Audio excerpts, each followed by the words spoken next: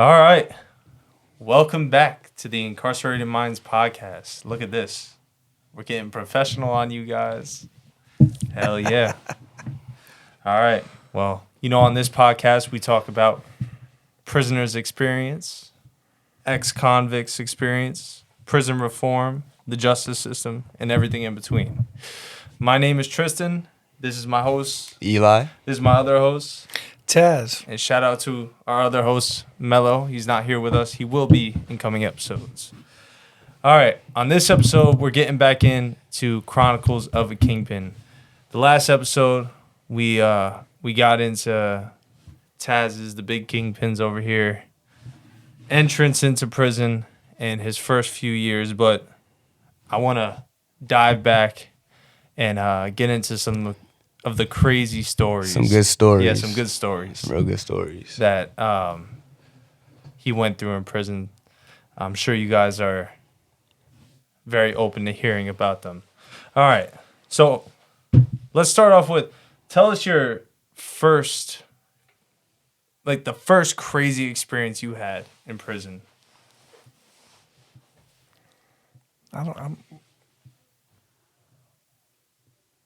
Crazy experience. Not violent or anything, but the first fun thing that you did in there where you could actually enjoy yourself in the space that you were in. The messed up space that you were in. Prison is life. It's a microcosm of the society we live in out here. Mm-hmm. It's a microcosm of this. So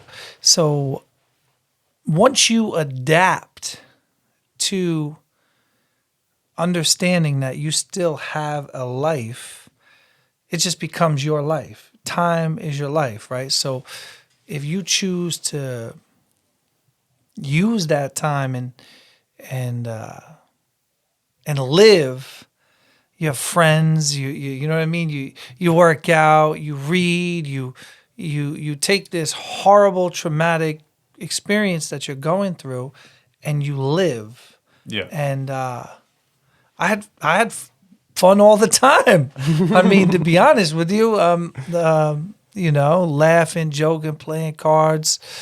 I would say the craziness didn't start until I hit FCI Danbury. Yeah, and that's where you said that everything opened up to you. So. Yeah, so I hit FCI. Well, I was learning my way in Arizona. I was out in Arizona. I'm learning my way, so I'm learning how to create that hooch, and I'm stashing it. They had these stainless steel sinks. I took apart. I stuck the bags up in there. So I learned how to make the hooch. And then when I get to Danbury, that's when I really started applying all the principles of everything I learned the last 4 or 5 years that I was incarcerated. I started using all of the knowledge that I had from there to start actively trying to get packages, tobacco, alcohol, cell phones, get money, scamming. What was it like getting drunk in there? It's not comfortable. Yeah, it can't be comfortable. Yeah, I couldn't imagine that was a fun time. No. You're ducking. You're yeah. Ducking. CO walks by. At any time, it could be up. So my first time that I did, I smoked, and smoke what? Weed? Nah, it wasn't weed. I thought it was. I thought K2 was my first experience with K2 because it looked like weed, right? So you got. Just getting high in prison sounds horrible in general. I knew it was K2, but I thought it was the same thing as weed, and I had no idea what I was in for. So my boy, shout out to Bubba Dread, my boy Bubba Dread, another New York guy. He's like, yo, you want to smoke? I'm like, man, yeah, fuck it, I'll smoke. I said, it's just like weed, right? He's like, yeah, it's just like weed. So he goes and gets a paper towel and he rips it like a blunt, right? And he lays it all out, wets it, he puts honey on it, he puts it in the microwave, heats it up, puts the K2 in there, rolls it up. This thing looks just like a blunt. I feel like I'm home. All right, let's go. I smoke a little weed. Yeah. Man, listen. I start smoking this thing, and he's going, "What are you doing, man? Stop hitting that so hard." I'm like, "This is weed. What do you mean don't hit it hard? I'm trying to get high." Deep in here. Like, trying to have a fun time. So we're in like this kitchen, and we're blowing it out of the window. So I'm hitting it. We're blowing it out of the window. And I got smacked. Bang. Woo, man down. I'm stuck. I'm in the K2 hole. Is it like the dust hole from the previous story? Yeah, it's similar, man. Those are fun. These K2 ones are the funniest ones. So now him and I we're smoking this right before a move. Every hour in FCI, mediums, pens, lows, there's a 10-minute move. You got 10 minutes to get wherever you're going, to and from, and then they lock the yard back down and you're in wherever area of the prison that you happen to be in. And in Danbury, they had an auditorium. And that auditorium had TVs and people and tables, and people would congregate in there. You play cards, you hang out with all your friends, you socialize, dominoes, you're doing all of these things. So we're over in the unit, and the auditorium, if you imagine a football field, I'm on one side of the football field, the narrow part. Yeah. The auditorium's across from me on the other side of the football field, right? Mm-hmm. So he catches the 10-minute move. I'm like, yeah, I'll be over at the next move. Man, there was no making that move. I slow stepped. I walked over to the window and I looked out, and I remember looking across going, I can't walk across that. Everybody's going to know I'm high. There's no way I can hide this. Then I went up, I'm stuck. I'm looking out the window. A couple guys like, yo, you all right? Like, yeah, I'm all right. Get back to my bed. I roll into bed, and I just can't move, man. I'm done. It's over. Now, is it like a upper or a downer? The actual visual experience and everything. It was like... Do you kind of like disassociate? Yeah, like, it was. bit? It was a dissociation of everything. Yeah, like you're in some other foreign land, a foreign universe.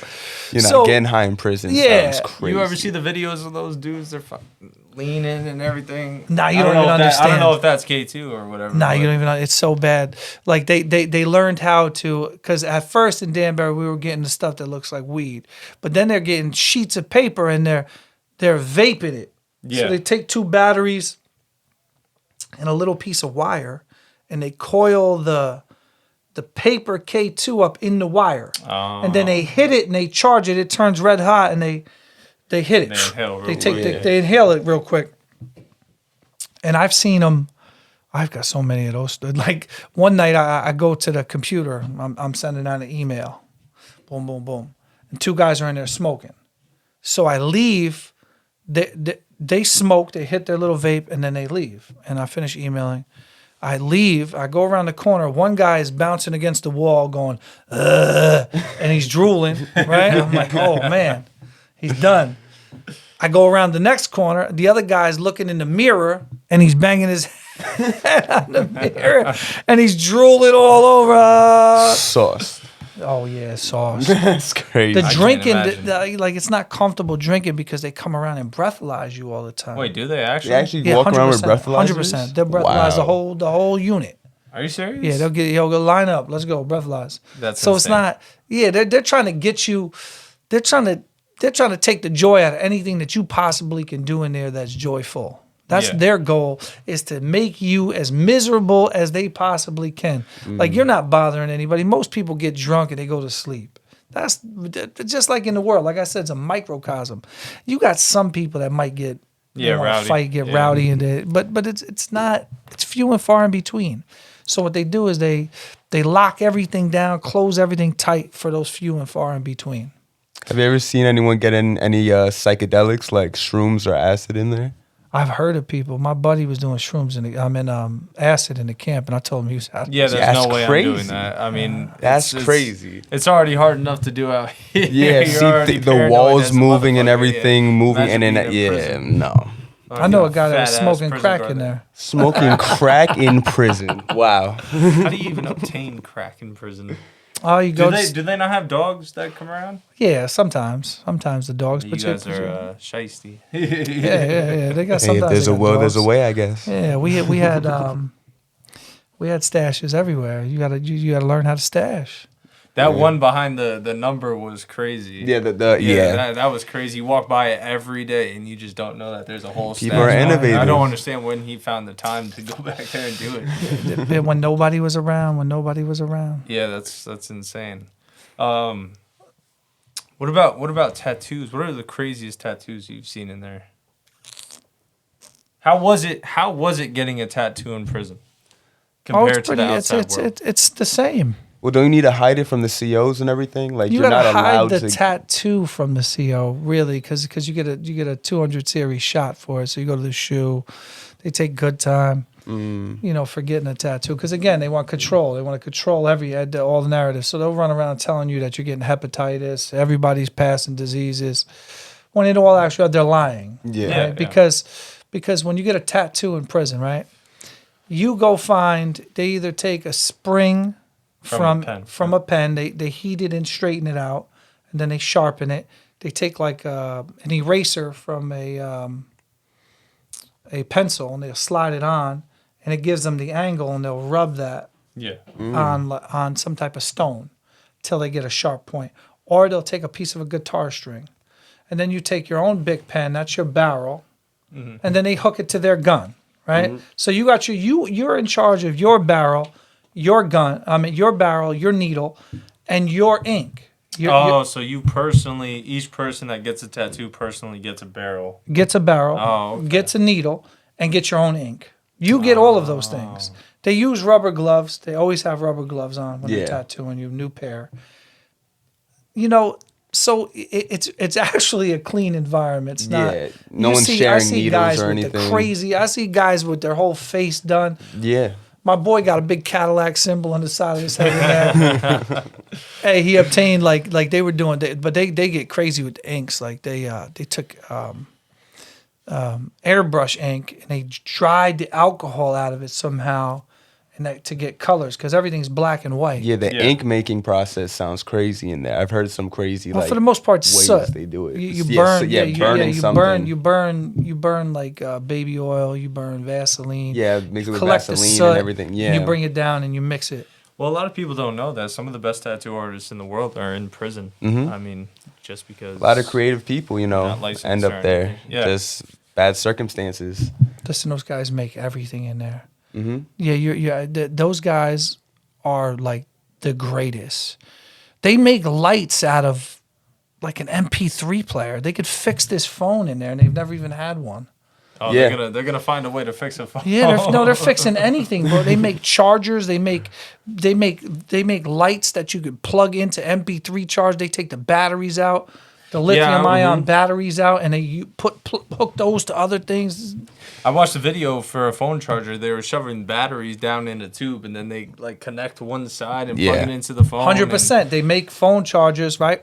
Because your phone is the most vulnerable when you're charging it. Yeah. When you're charging it, it's sitting somewhere and it's vulnerable. You can't put it in like we called it the dip. You take like a sock and you hang it down your piece right across the front, and that's your dip. You stash it. Right Okay. Right? Because it's there. Yeah. Your piece is always there, Yeah, right? yeah. So you got a bulge, so it's hard to see it. So when you're charging, you ain't got it in the dip. It's there, or it's not in the stash, but it's sitting somewhere, plugged in. So they make they take these they make battery packs that plug into your phone. They take the charger wire, cut it off the MP3, hook it up to these AAA, AA batteries, and they'll make a tray of it. And then they plug it in so you can put it in your stash and charge your phone with AA batteries. It's like a portable charger kind of. 100%. Wow. But Makeshift portable charger. Back to the tattoo thing. People don't understand how clean people have to be in prison. Like, because it's a shared space by so many men, that people have to be hygienic. And the ones that aren't hygienic, they get dealt with. Out. Well, tattoo artists are hygienic. Barbers are hygienic. Most people that make food and sell food, they're hygienic. They're clean. because you're dealing with other people. There's some dirt bags in there. There's a lot of dirt bags. There's a lot of dirt that piss all over the floors and leave it and mess up the toilet area. Like, there's a lot of nasty people in there. But there's also a lot of clean people in there. Yeah, I mean, from my experience when I used to go on visits with you, I never really saw anybody that wasn't clean cut. At least from my you would never experience. see anyone go to a visit. Yeah. Unless they were fully done. I mean, that's part of protocols. You get dressed up for your visit. You press your clothes. Only a slob would go down there with wrinkly clothes. Yeah, try to look presentable. The best you can. Yeah. Yeah, you always had some clean Timbs on. Yeah, always. I always had. I tried to be as fresh as I could. So I had crazy camp stories. When I got to the camp, the prison camp, it was where, like, Fort Dix, New Jersey, was where I really started. There was. And that's really low security? Camp is is the minimum you can get in federal prison. Okay. Aside from halfway house. So you get to a camp, you got 10 years to the door. You can have 10 years left on your sentence. So you can have 10 years and be in a camp, but there's only just a mediocre fence around you. And there's only one guard. So it's loose. More lenient with everything. Fort Dix was a big camp. There was like 1,000 guys in that camp. Wow. Yeah. So when you have that many people, a lot of money is moving. There's a lot of money there. There's a lot of money. You're able to generate money because there's so many people. If you're on like a small camp with 50 or 60 people, there's no money. Yeah, there's more so demand. The camp isn't. Yeah, there's more demand with 1,000 people than with 50. Yeah. So people want to drink. People want to smoke. People want to eat good food. People want to do all these different things when you're in a camp with 1,000 people, and somebody has to provide that. And that's where a lot of us come in, is to figure a way to get packages in to supply that demand. Yeah.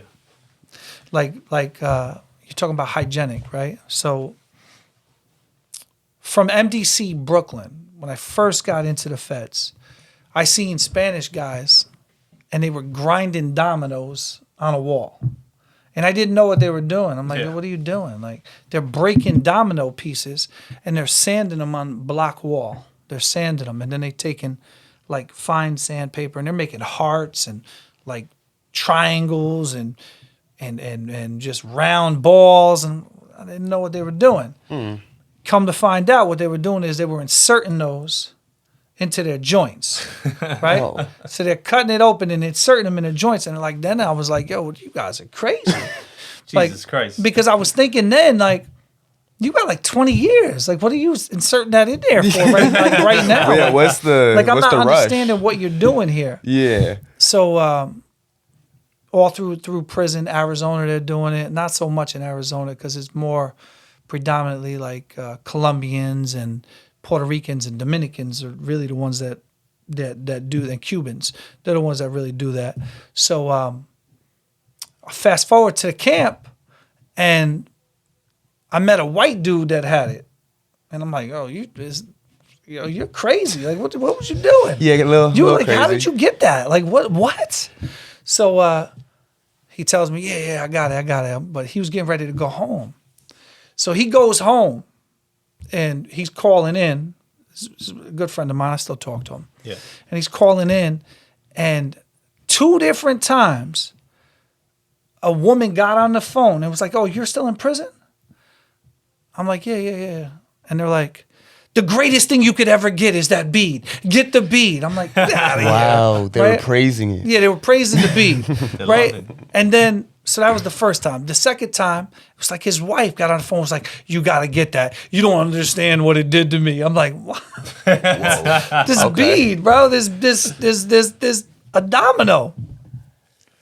So I'm like, all right. I think I could work the courage up to do this. I'm talking to some of my boys. One of my boys got like 7 of them. 7 of them. They call it a carousel. It's all the way around his joint, he said. Wait, like What? this way or Yeah, this down? way, this way, Oh, and Jesus. this way. So he had like 3, and then a carousel, and then 2. Yeah, that's He's got a lot these beads of- all over.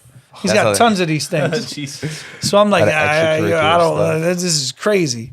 So he's like, nah, if you get 1, it's cool. So you I'm telling you, women love it. They climb walls for it.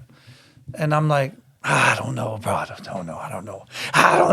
Yeah, I don't. So we get time to do it. I'm like, all right, I'm gonna do it. My Colombian friend, he's got him, and he's like the doctor. He's like the neighborhood guy, the go-to guy to sew you up, to do different things. He actually does the procedure. He does the procedure. He's the doctor. So he has me buy the bead. So he buys the bead. I buy the bead, and he tells me I got to get a brand new razor. Oh, this is getting crazy. Yeah. Right? I got to get salt water. We got to boil the bead, boil the blade in salt water, like I said, because of hygienics. Yeah. It's actually clean. Yeah. But then we go into a dirty bathroom and do it, right? like, what am I doing here? There's germs everywhere. So we got these concrete bathroom stalls. So I got everything. We got everything together. I go in there with him. He's got a helper. I pull my piece out. He takes my piece. And I can't look because I can't watch. Can't see this happen. I can't see this happening to my man. Yeah. I can't watch this happen to my man. I couldn't imagine. So I'm standing looking up, and I feel a pinch, bang. And I'm like, oh, that wasn't that bad, that wasn't horrible. And the worst thing I could do in the world was look down. I looked down, and I got like this gaping hole in my man. Oh, Jesus. And I'm going, oh man, that don't look good. Oh, no. Ooh, that don't look good. That don't look good at all. I'm starting to sweat. And I'm like, all right, come on, hurry. Put the bead in. I put the bead in. I'm telling you, you got to put the bead in, Let's bro. hurry this up. So he pushed the bead in. And I'm like, I gotta sit down. I sat down on the toilet. And then, they put like a butterfly stitch on there. And they helped me back to the bed. I was cold sweats. Oh yeah, 100%. I was ready to pass out. 100%. Now, did they just like shove it in? They just push. They cut it, open it, and push it in. Boom. Oh, Jesus. So they cut it with a razor. So it had this big hole in it, man. It was crazy. Imagine. I don't know if I can do that with my mans. You can't do that? I don't know if I could do that. You don't wanna do it with your man? Listen, the procedure, and then so I had a lot of bad commitment. experience because that night they tie it up, you know what I mean, and bandage it. You tie it up, you bandage it, you put triple antibiotic ointment on it. Yeah. And they usually don't put, like stitches in it. So that night, I wake up in the morning, the bead popped out. Oh, I'm going, oh my God. God, bro. This is incredible. This is horrible. How is this happening to me? This is horrible. I got to go back in here and do this again? There's no way I could do this again. So I do it. But I know that the bead I got what was called a 22. It looks like the head of a 22 bullet. Yeah. Right? So I had to get a smaller bead. I pushed it in there, and because the cut was so big, I had to I made butterfly stitches and stitched my man up. Oh, and then that worked out, and I was cool, and it was a good it was a good thing I did it because I come home, and the ladies love it. the ladies love the bead. Nah, that sounds like a when traumatic the bead experience. hits the spot, they start going yeah. They climb the wall. They can't handle the bead touching them, So if any of you guys want to go and get, what do they call it in there? La Perla. La Perla. La Perla. It's called La Perla. And you can get it in a ladies love heart. it. Look, it looks like a heart. They got them in hearts. It forms a little pocket in the top. And it hits the spot. Yo, custom joint. You'll have a custom joint. Your joint's custom. Custom man. That's a lot of commitment. I ain't don't gonna do know. your mans like that? I don't. I'm good might for be right worth now. it, bro. Right now. I'm might good. be Maybe worth in the it. future, you never know. You never know. So I got the bead in there at that place. That was crazy. Don't know what I was thinking there. And drinking, we used to get drunk there. Oh man. First time I ever drank Ciroc. First time I ever drank Douce. First time I drank Ace of Spades there. I drank everything you could think of. So you there. got like actually high quality liquor. Whoa. High quality. quality, Top yeah. shelf. I got top shelf. Top shelf. I got low shelf too. Bottom shelf. I used to buy. I used to hustle the little airplane bottles. Yeah, of the liquor. nicks. The and nips. everything. Yeah, nips. the nips. The little nips. I would buy 500 to 1,000 of those. People thought I was crazy, but people in there, even the lowest guy that has no money can afford. I used to sell them for a book of stamps. A book of stamps was $8. So I get a book of stamps, $8 for one of those nips. I only paid $1.50 for it. I'm 8 times in my money. Yeah. So while all these guys are buying these big bottles, and a lot of those guys can't afford $300 or $400 for a bottle of liquor. Absolutely not. But they can afford to buy $30, Yeah. $32. Yeah. So to me, I buy those, I bring them in, boom, boom, I sell. I'd sell if you're not hundreds of drinking those a that week. much, Yeah. 4 or I'd sell 5 hundreds shots. a Sounds like a week. lucrative business right It there. was a very lucrative business, but I would drink. I was drinking premium then because I was bougie. I was making so much money. I'm drinking premium. That top notch. Yeah. Oh. Yeah. Listen, you Paul can. watches this. Might as well. Yeah, I was drinking top flight stuff. We had got a package in one time. My man was getting a package in, one of my guys. So I had a bunch of stuff in there. And we didn't know that they went hard. Like usually you get a package in, you get a couple of duffel bags, and somebody hits the gate, somebody throws it over, however they're getting it in at that moment. And usually it's just two duffel bags. But my boy went hard. He got 2 duffel bags the size of this table. 3 the size of this table. 3 duffel bags the size of this table. Geez. They were military the military bags. What? And these things are full. So we get them in, and it's the worst night ever. We got the worst CO in America. This guy is walking nonstop. He's in our business. He's looking for everything. He's looking through everything. This guy hadn't sit down one time in 8 hours. The government got their money out of him. What? So he's just walking and walking and walking and walking and walking and walking, doing rounds. We got these bags, and we're moving them from locker to locker. And these bags are weighing they're like 200 pounds of bags. Yeah, how would you even hide Just something liquor? like that? With food, liquor, clothes. Oh, okay, stuff. the whole package. A little bit of These are the everything. real deal Yeah, packages. yeah. You know what I mean? Cigarettes, pouches. Well, they got everything in these bags. And so we're trying to stash everything while the cop is walking. The hack is walking, and we're trying to stash. We finally get everything stashed, and we sit down. There's like 7 of us. One of our guys goes and makes pizzas. We make a bunch of pizzas, and we had a little oven. Yeah. So he makes all these pizzas up, and we got all our little, because it was pitch black in this place in Fort Dix. At night, when the lights went out, it was pitch. You could barely see anything in front of you.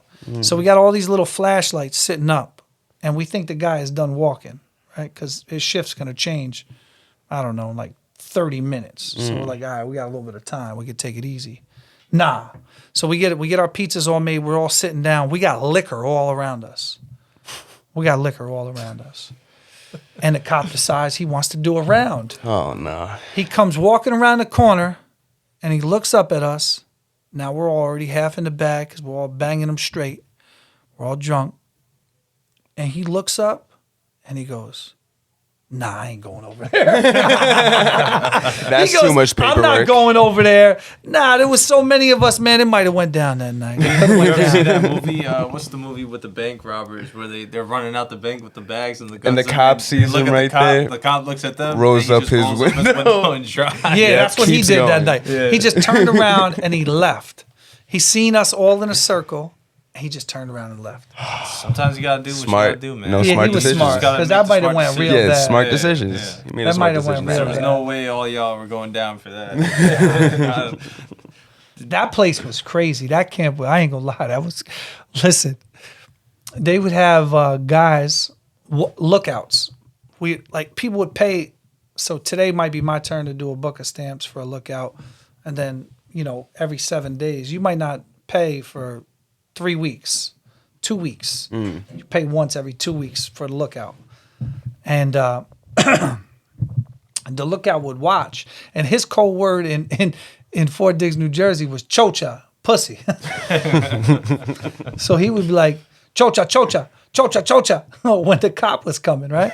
So this one night, they do a raid. And sometimes they raid the camp. They'll raid. They'll be like 10 hacks come running in the door, right? Search everything. And then because they're trying to book phones, trying to find them.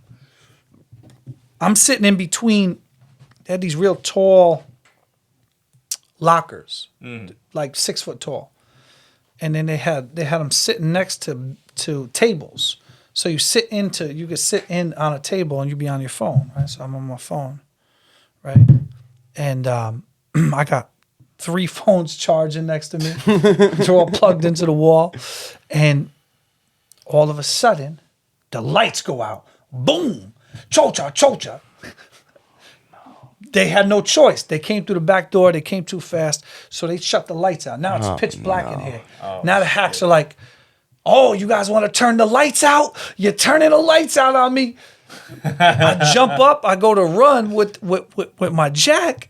And I run into somebody. Clap. Boom. My phone. The hack is looking at me. I jump up. I run. Because he can't see nothing. And you had like 4 phones on you? Yeah. Oh, You didn't just leave the This one is behind? worst case scenario. Forget that. So now I gotta stash my phone, right? I need because they get your phone and you it's get still 100 pitch series black shots. in there. Pitch black in there. I'm running through the place. He goes around the corner. They go into the bathroom. I jump up on top of a bunk beds and I'm running across the lockers because they had these huge air conditioning units hanging from the ceiling. I'm 6'2". I jump up there. I grab my phones. I throw them on top of the unit, and I'm grabbing bags from people. Boom, boom, boom, boom. I'm throwing their bags up. People are trying to pass me off. You're on top of the lockers. I'm running across the lockers, throwing these bags up there. I get down. I go tuck somewhere. The lights come back on. Now the whole place is full of cops, and they're mad. They're mad because they shut the lights out. No, they shut the lights out on them, but they got happy because they caught 2 guys inside the bathroom. So is that why when we used to be on the phone together, you used to be like, I gotta go. 100%. Chocha, It would be chocha. It was fast. I had an ill stash spot there one time. I had a block right here like this, and that block I used to be able to take it out. Oh, really? Put my phones down inside the cement block wall, turn it in, and I had we mixed flour like putty. Yeah. And I would do the grooves in the flour, and then I would paint it. Gray. Yeah. White. Wow. Oh, white. I would take white touch-up paint, and I would just paint it. They couldn't even know the difference. That's They crazy. never knew. Wow. That stash spot lasted us, I don't know, almost a year. Wow. Yeah, we had that stash spot almost a year. You pull it out like this, boom. You just cut it, pull it. How did they find out about it? The guy that made it, that we bought it from, snitched on us. You know, snitches. Are you know. serious? Yeah. Yeah, he snitched because they could never find it. They would keep going in the bed. It was in the bathroom, right in the bathroom. I go in there, act like you going to drop a deuce. You got a bag with you, Yeah, your cleaning bag. Cut it all out, pull it out, do your thing, do your numbers, put it back in, come out. Nobody knows because as soon as somebody sees it, they're gonna hate. They're gonna tell, and that's just the way it is. They tell on everything in there, right? Yeah. They're telling on everything. All for what, too? For nothing, literally. Listen, another good night we had got a package in. It was like, I think it was New Year's Eve. I think we got a package in for New Year's Eve. We got hot Wolfgangs from Queen's Steak. I've never heard of that. It's steak? It was $200 steaks. We got $200 steaks from Wolfgangs. Let me We're see not even steak. eating like that out here. It was like butter. Man, we used to have lobster and shrimp and clams. Man, What? yeah, because Shit. once you get the line, if you're the line, I had a good spot. It used to be open then it's closed now, but I had access to the military side of the base, so I would have people pull up and they would drop bags, and I would go rescue. We called it rescue, and you rescue the bags, and you stash them. I worked up there, so I had a great stash spot. No one would ever find it, and then we would just run it back. And just a reminder, we said it on a prior episode, but we're going to say it again. He's not giving up anything new. He would never do that. We would never do that. This is all old shit. This is all old stuff. 100%. All known things. Before you guys go crazy in the comments. Everything that I'm talking about got hit, was done in. It was me personally. It wasn't nobody else's stashes, nobody else's nothing. I would never talk about Yeah, we're not lame-o. my fellow prisoners. No. You know, I want you to get over, baby. I want you to get over so bad. I want you to get over on them. Live your life in there. Commit crime while you're in there. Commit the crime while you're in there. All right, cut. But No, that's insane. The cinder block thing that's pretty cool. I wonder how he did that. I wonder if he just sat in there every day and just carved it out. Oh, the little guy, by no. little. He built, they built these stalls. And while he was building the stalls, he left one open. Oh. Wait, So then he I built went in. it Then I went himself? in. They built it. Yeah. The inmates. We The do all the inmate- work. yeah. So he built it, and we told him we wanted one of those left open. And then I went in there behind him one day while he was working. He did all of this whole section, and then I glued it in with the flour. So Yeah, you they're can get kind it of out. crazy for not thinking that they're gonna, if they're having the prisoners do the work, they're not gonna make some sort of spot. Well, that's to why they have like- their favorite ones do it. No, I yeah, don't- usually they have a snitch. Yeah. Mm, And those Because are their anybody favorite that's ones. anybody that's a convict in there doing things, you're making stash spots, you're making knives, you're making whatever needs to be made. You're doing whatever you got to do, and they try to get you out of there. Really, what they try to do in Lowe's and camps, they try to give it all to the white collar snitches, and in Lowe's they give it all to the sex offenders. And then you get into mediums where they start to be a little better about it, and they give it to good men and pens. I don't know what they're doing in the pens. Fucking guys. chomos, man. They love their chomos. Oh, they love chomos. They love Crazy. chomos. They love these hacks love chomos. They love child sex offenders. They're their favorite people in the world, the sex offenders. If you're in there pee-pee touching, those cops protect you, give you everything that you want, treat you good. listen, I say they should go underneath the prison. Yeah, They should let yeah. inmates do whatever they need Nah, to do. they don't. to They them. don't let you. They don't let you do that. Once upon a time, they did. Once upon a time, there was a caliber of even guard that understood that the civic responsibility for us men were to take care of those people Yeah. and to do what we had to do to make their lives miserable, so they would never come back. And now they don't, because it's all for publicity. you know? Yeah. If they let that happen to them in there and it gets out, then it looks bad on them, which it shouldn't. We should all be happy about that. They even I don't have understand special- people in the public world that are not happy about those people getting what they deserve, but that's why they do it. They even have special penitentiaries for them now, Where they separate them? where they're on dropout yards. Like there's penitentiaries where ex-gang members go. They can't walk the line anywhere else. Snitches go. Child molesters go there. They have mediums that they send them to now, because it used to be they couldn't send them anywhere, anywhere you went, from low to high. They got chased. As they should. Yeah. I mean, I get that. If you keep on having this problem, like, well, it's not really a problem, but I understand if they make a whole separate prison for them, but not protecting them inside like going out of your way. Listen, they're disgusted. They have a prison in Massachusetts, Fort Devens, Massachusetts, and it's a medical yard. That they have a SOMP program, sex offender management program. It's called SOMP, Yeah. and those guys have to put their joints like through a slot, and they hook electrodes up to it, and they show them images to see if they're being aroused. Wait, they do these to the chomos? Yeah. The U.S. government does that? The U.S. government Oh, does thank it to God, chomos, okay. right? To see if they're being aroused. And they're in there permanently. Good. They never can leave. Their time is up. They say they got 5 years, but then they got a civil hold on them. And now they're in there until they can show that they don't get sexually aroused. They should never. I've they should never heard of this. Wow, they should that's never let them crazy. know. Yeah. They got a place in there that they call the hell hole. So they got the shoe is the hole, and the hell hole is the health hole. That's for mental health patients Oh. that go crazy. They call them the hell. They call it the Yeah. hell hole. Yeah, hellhole. And that place is crazy. Like this guy's eating doo-doo sandwiches in there. What the? Yeah, they're in there eating doo-doo sandwiches, bro. These people are nuts. And guys, listen. I always advocate for prison reform and treating prisoners like human, except for chomos.